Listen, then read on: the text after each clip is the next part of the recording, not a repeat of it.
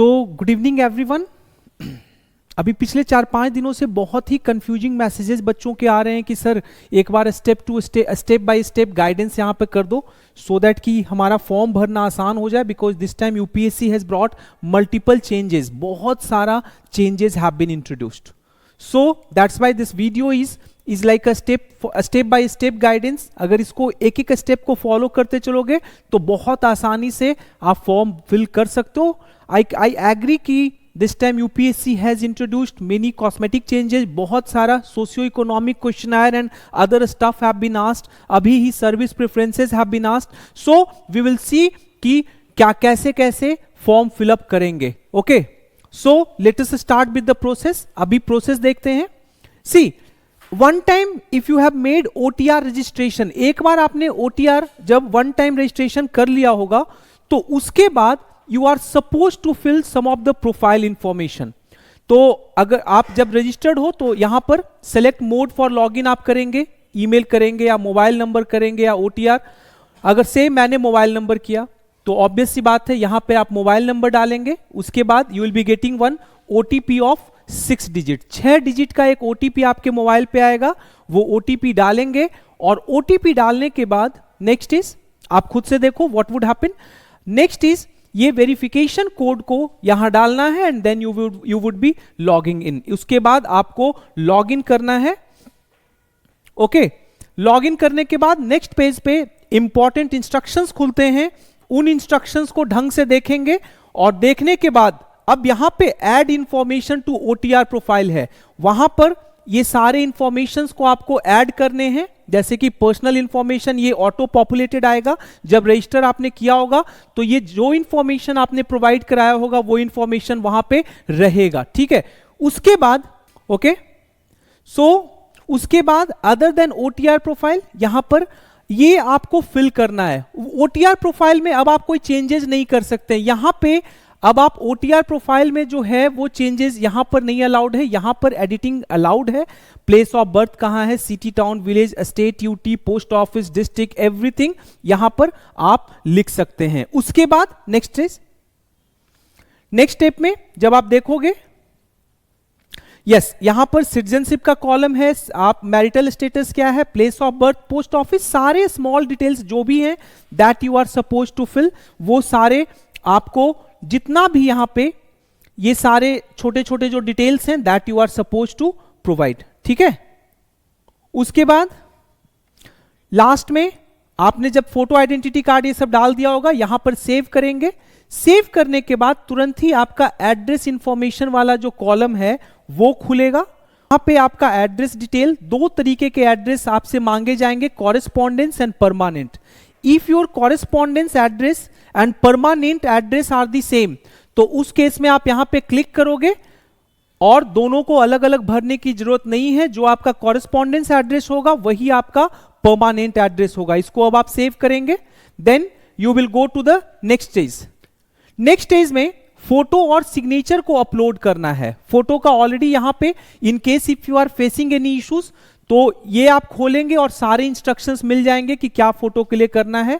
आप अपना फोटो लेंगे उस इंस्ट्रक्शन के आधार पे एंड देन चूज फाइल करके उसको यहां पे अपलोड करेंगे एंड देन आप इसको यहां पे डिक्लेरेशन करेंगे एंड सेव करेंगे। नेक्स्ट इज ऑटोमेटिकली आपका सिग्नेचर की ओर जाएगा। यहां पर सिग्नेचर अपलोड करेंगे और सिग्नेचर के लिए भी ऑलरेडी उन्होंने बताया है कि how to resize your signature image. File choose करने के बाद उस फाइल को सेव करके ये सेव करना है, डन। फोटोग्राफ आपका अपलोड हो गया है, सिग्नेचर अपलोड हो गया है। Now they would be asking educational information from you. अब एजुकेशनल इंफॉर्मेशन वो आपसे पूछेंगे। ओके, एजुकेशनल इंफॉर्मेशन में आपको क्लास 10th का सारा particulars you are suppose to tell. Class 10th में कौन कौन से आपके सब्जेक्ट्स थे that also you are suppose to tell. Class 10th में जो भी सब्जेक्ट थे वो आपको लिखना है, कितना सीजीपीए का स्कोर है, कितना सीजीपीए आपका आया था। आफ्टर मैट्रिकुलेशन 10th का भरने के बाद then they would be asking particulars of class 12th में आपका कौन कौन सा सब्जेक्ट था, किस बोर्ड से आपने पास किया, मार्क्स का क्या परसेंटेज था, कॉलेज का या इंस्टीट्यूशन का क्या नाम था, वो सब कुछ आपको भरना है, ठीक है।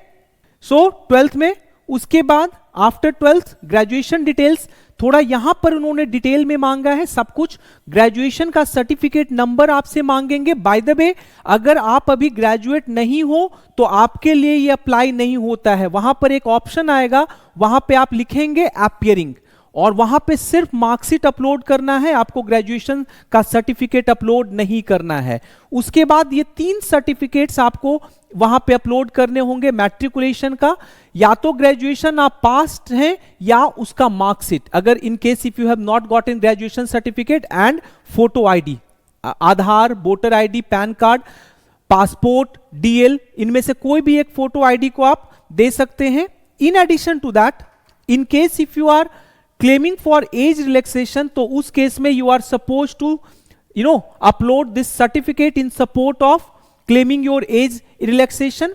अगर आप से if you belong to Arunachal, Manipur, Meghalaya, Mizoram, Nagaland और सिक्किम, सो उस केस में हेलिंग सर्टिफिकेट को आपको चूज करके यहां पर अपलोड करना होगा। और what ever achievements you have gotten, से अवार्ड, प्राइजेस, सर्विस एक्सपीरियंस, वो सब इस वाले कॉलम में आप फाइल में एक साथ उसको अपलोड करेंगे। डन। नेक्स्ट इज, उसके बाद यस, अब पेरेंटल इंफॉर्मेशन आपसे मदर का और फादर का अलग अलग मांगा जाएगा।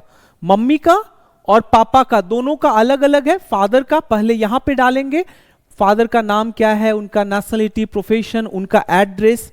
In fact what they are asking कि जो आपके फादर हैं वो किस स्टेट से ओरिजिनली बिलोंग करते हैं। Say you are right now in UP और आपके फादर थे रहने वाले, मान लो कि ओरिजिनली फ्रॉम राजस्थान, तो you are suppose to write. But again कोई जरूरी नहीं है, वो मैंडेटरी इंफॉर्मेशन नहीं है, उसी तरीके से मदर में करना है। उसके बाद next is parental information fill करने के बाद आपको इंप्लॉयमेंट इंफॉर्मेशन देना है। आर यू प्रेजेंटली इंप्लॉयड और नॉट, वो भरेंगे। अगर इंप्लॉयड है तो यहां पे इंप्लॉयमेंट इंप्लॉयड कर देना है, और उसके बाद शायद वो आपसे सैलरी पूछेंगे। अगर सेल्फ इंप्लॉयड हो तो सेल्फ इंप्लॉयड में यस करें। अगर कभी पहले इंप्लॉयड हो गए तो यस यहां पे करना है, अदरवाइज नो। सेल्फ इंप्लॉयमेंट के केस में they are asking for more details, थोड़ा सा और डिटेल वो मांग रहे हैं, जैसे कि किस तरह का आपका इंप्लॉयमेंट है सेल्फ इंप्लॉयमेंट में, जैसे फ्रीलांसर हो या शॉप चलाते हो, मंथली आपकी सैलरी कितनी है, कॉन्ट्रैक्ट बेसिस पे हो या परमानेंट हो, इंडिविजुअल, जो इंप्लॉयर है वो इंडिविजुअल इंप्लॉयर है या कोई ऑर्गेनाइजेशन है या कोई फर्म है। ठीक है, ये करने के बाद next is UPSC examination information. पहले क्या था कि से आपने 3 अटेम्प्ट ले लिया तो उनके रोल नंबर्स प्रोवाइड करना was not compulsory, but this year what they have done कि अगर आप मान लो पहले से 3 अटेम्प्ट ले चुके हो तो वो किस साल आप अपीयर किए हो वो आपको मेंशन करना है। दैट इज कंपलसरी, वो कंपलसरी है, वो मेंशन करना है। जैसे ये मेरा स्टूडेंट जो है वो 2022, 23, 24 में अपीयर हुए। इनका roll number, by the way आप अपना रोल नंबर आप खो गया है अगर आपके पास नहीं है, so you would be writing here 7 times 0, 7 0 लिखना है, 0 0 0 0 0।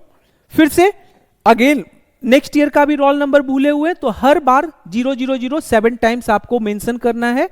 डन। ये उनके लिए है जो ऑलरेडी सिविल सर्विसेज क्वालिफाइड किए हुए हैं, पहले से देकर वो दोबारा रैंक इंप्रूवमेंट के लिए एग्जाम दे रहे हैं। तो अगर आपने कोई पोस्ट को एक्सेप्ट किया है तो यहां पर यस करेंगे, अदरवाइज नो करके आगे बढ़ना है। ओके, नेक्स्ट आगे देखते हैं। उसके बाद नेक्स्ट कॉलम जो है बाबू, that is means there they are asking about your achievement, prizes, medals and others. आपका क्या क्या पर्सनल अचीवमेंट रहा है, क्या प्राइज आपने जीता है, क्या मेडल्स जीता है। So yes, today I got one message from one of my student from UP. हाँ, one more thing, this is not a compulsory column, compulsory नहीं है ये वाला कंपल्सरी कॉलम। सो यूपीएससी में पहले other than prelims means CSC examination के अलावा अगर यूपीएससी लेड, यूपीएससी कंडक्टेड कोई और एग्जामिनेशन में आप बैठे हो तो उसको यहां से सेलेक्ट कर सकते हो। कब अपीयर हुए थे वो यहां डालना है। रोल नंबर अगर याद है तो ठीक है, नहीं याद है 70 यहां पे डालना है। और मैं क्या बोलूंगा कि इस कॉलम को छोड़ दो, क्यों बेकार का, क्योंकि this is not a mandatory requirement, so leave this. अब नेक्स्ट पेज आएगा अचीवमेंट का, प्राइजेस, मेडल्स, स्कॉलरशिप, जो भी अगर आपको मिला है सो प्लीज मेंशन इट। अगर आप एनसीसी में थे तो मेंशन कीजिए। कोई डिस्टिंक्ट मींस कोई लीडरशिप पोजीशन आपके पास था सो प्लीज मेंशन इट। कोई भी अगर लीडरशिप पोजीशन होगा, अदर एक्स्ट्रा करिकुलर एक्टिविटी और इंटरेस्ट, जो हॉबीज हैं वो अभी ही मेंशन करने हैं। इस कॉलम को बहुत ही सोच समझकर भरना। If you are having some genuine hobby, कुछ अगर जेन्युइन हॉबी है then selected, because most of the time अभी जब मेरा चैनल देखोगे, जो ट्रांसक्रिप्ट जहां पे मैं अपलोड करता हूं, तो वहां पे देखोगे almost all every single aspirant have been tested on their hobby. 1 से 2 क्वेश्चंस हर बार इंटरव्यू में they would be asking concerning hobbies. So hobbies को अच्छे से सेलेक्ट करना है, ढंग से इसके बारे में सोच लीजिएगा कि whether you would be able to defend it और not. Whatever hobbies you are choosing, उससे रिलेटेड अगर क्वेश्चंस पूछेंगे सो क्या आप उसको डिफेंड कर पाओगे कि नहीं, ये सोच कर अच्छे से भरना है। नेक्स्ट इज लैंग्वेज, जो है आप कौन सा लैंग्वेज बोलते हो, कौन सा लैंग्वेज पढ़ सकते हो और कौन सा लिख भी सकते हो, तो उसका देना है। जैसे ये मेरा स्टूडेंट है, he can speak Odia also, he can write Odia also, तो उसने 7th का पासिंग सर्टिफिकेट वहां पे अपलोड किया है। Okay, this is done. अब ओके, नाउ लेटेस्ट नोटिफिकेशन पे क्लिक करना है आपको यहां पे, और अब लेटेस्ट नोटिफिकेशन पे जैसे ही आप क्लिक करोगे नेक्स्ट पेज खुलेगा। अब part 2 of the form has started. अब यहां से पार्ट 2 का, पार्ट 1 कंप्लीटेड, टोटल 4 सेक्शंस में है। पार्ट 2 में ये सारे यहां पे ऑटो पॉपुलेटेड आएगा। डेट ऑफ बर्थ क्या है, फादर्स नेम, ये सब ऑटोमेटिक आ जाएगा क्योंकि आपने वहां पे ऑलरेडी डाल दिया था। डिग्री, सब्जेक्ट, कितना मार्क्स वहां आया है, नंबर ऑफ अटेम्प्ट कितने हैं, सब कुछ यहां पे ये आपको चूज करना है। आप कौन सा सिविल सर्विसेज मेंस एग्जामिनेशन के लिए कौन सा सेंटर ले रहे हैं। जैसे मेरा स्टूडेंट कटक लिया है। Language medium for examination for paper 1 to 5, मतलब जीएस 1 से लेके एसए तक का कौन सा मीडियम में आप एग्जाम देंगे। आपका ऑप्शनल क्या है, language medium of optional subject आप हिंदी में लिखेंगे कि इंग्लिश में लिखेंगे, वो भी यहां पे इंडिकेट करना है। अगर इन स्टेट से आप बिलोंग करते हैं तो यस करना है, नहीं करते हैं तो नो करेंगे। पेपर ए के लिए, पेपर बी के लिए इंग्लिश सबके लिए है, पेपर ए के लिए आप कोई भी स्केड्यूल्ड लैंग्वेज का सिलेक्शन कर सकते हैं। जनरली बिहार वाले हिंदी करते हैं। ये मेरा स्टूडेंट जो है ही सिलेक्टिंग ओडिया। ओके, उसके बाद डन। अब यहां पे ये जो ये जो कैप्चा है, कैप्चा को भरेंगे। कैप्चा भरने के बाद आप अल्टीमेटली इस स्टेप को कंप्लीट किए। नाउ आई एग्री करेंगे। उसके बाद थर्ड पार्ट में अब आएंगे, मैं दिखा रहा हूं कैसे आना है। आई एग्री करेंगे, डन। वन मोर थिंग, एक बार आप एग्री कर गए तो अब इसमें चेंजेस नहीं कर सकते हैं, so keep that in your mind. Okay, so यहां पे सेव एंड कंटिन्यू करेंगे। या ये भी पूछ रहे हैं, वेट कीजिए, कि लैंग्वेज मीडियम क्या होगा आपका इंटरव्यू के लिए। ये पहले नहीं पूछा जाता था इस स्टेज में। सो यहां पर जो भी आपका लैंग्वेज मीडियम होगा, आप कंफर्टेबल हिंदी में हो, इंग्लिश में हो, वो ध्यान से यहां पे भरना है। ओके, उसके बाद इसको सेव एंड कंटिन्यू करेंगे। अब उसके बाद सबसे इंपॉर्टेंट आ रहा है, जो सबसे इंपॉर्टेंट पेज आएगा, because that is directly related to your service preference. अब टोटल इस बार यूपीएससी ने 23 डिफरेंट सर्विसेज आए हैं। इन सर्विसेज का सिलेक्शन बहुत ही मतलब ध्यान से करना है। Whether you want to become an IAS और आईपीएस और आईएफएस, ये सब इस वाले फॉर्म पे डिपेंड करेगा। अगर आपने आईएएस रैंक 1 में डाला है, मान लो ऑर्डर ऑफ प्रेफरेंस आपका आईएएस 1 पे है, एंड लेटर ऑन आपका मूड चेंज हो गया, से यू हैव गॉटन रैंक 21 और आपका मूड चेंज हो गया, आपको मन कर रहा है आईपीएस, तो आईएएस वाले क्योंकि आपने उसको रैंक 1 में डाला है, सो ऑटोमेटिकली आपको आईएएस दिया जाएगा। उस समय फिर ये नहीं कह सकते हो कि मुझे आईपीएस बनना है। सो keep that in your mind. जो आप सिलेक्शन करेंगे, ऑर्डर ऑफ प्रेफरेंस को ध्यान में रखना है, मोर इंपॉर्टेंटली। अब ये जो है मेरा स्टूडेंट जो है, उसने यहां पर उसके माइंड में क्या था कि सारे ग्रुप ए जो पोस्ट हैं उसको मुझे ऊपर रखने हैं ग्रुप बी के पोस्ट से।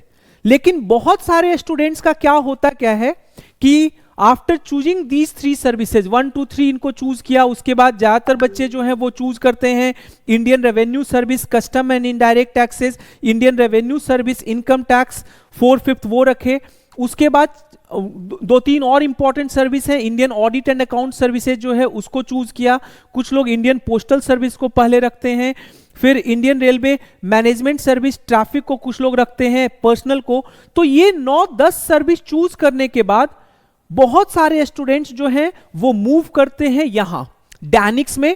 डैनिक्स जबकि ग्रुप बी सर्विस है। क्यों? बिकॉज अल्टीमेटली ये दोनों जो जॉब्स हैं वो एडमिनिस्ट्रेशन, डायरेक्ट एडमिनिस्ट्रेशन से एसोसिएटेड है। ठीक है, यहां पर आप एज ए एसडीएम काम करोगे और बाद में आपका प्रमोशन होके आप डिस्ट्रिक्ट मजिस्ट्रेट भी बन सकते हो, कमिश्नर बन सकते हो। यहां पे एडिशनल एसपी बन के काम करोगे, फिर आईपीएस में प्रमोशन होगा और आगे एसपी बन के काम कर सकते हो। तो बहुत सारे लोग ग्रुप ए के जॉब्स को छोड़ के 11th-12th में इन दोनों का सिलेक्शन करते हैं। सो ये ultimately it is your choice weather you want a comfortable job, group A का जॉब चाहिए या आपको कोई फील्ड जॉब चाहिए। ऐसे मैं एक स्पेसिफिक सेशन इस पे लूंगा 1-2 दिनों में, जहां पे मैं बताऊंगा कि कौन सा सर्विस क्यों लेना चाहिए, why this one is important and what should be the order, what should be the real order of preferences. आगे चलते हैं, अब सेव एंड कंटिन्यू करेंगे। हाँ, this is another important thing. इस बार उन्होंने चेंज किया है, सोशियो इकोनॉमिक क्वेश्चनायर को इंट्रोड्यूस किया है। प्लेस ऑफ बर्थ आपका विलेज में हुआ है कि डिस्ट्रिक्ट हेडक्वार्टर में हुआ है कि तहसील में हुआ है, this is what they are asking. आपका स्कूल एजुकेशन कहां हुआ है, विलेज में, तहसील में, डिस्ट्रिक्ट हेडक्वार्टर में, स्टेट कैपिटल में, वो सब आपको भरना है।